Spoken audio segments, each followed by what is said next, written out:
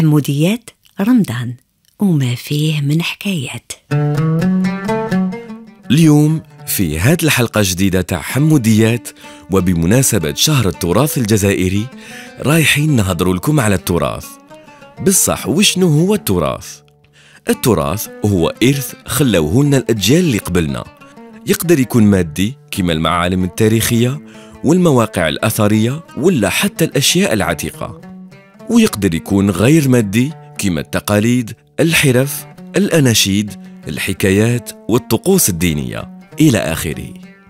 البعض من هذه الممتلكات الثقافية مسجلة في التراث العالمي لليونسكو.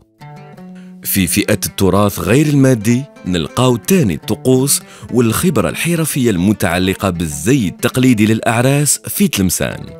وبالنسبة للتراث المادي كاين الحظيرة الثقافية تاع الطاسيلي وقلعة بني حماد.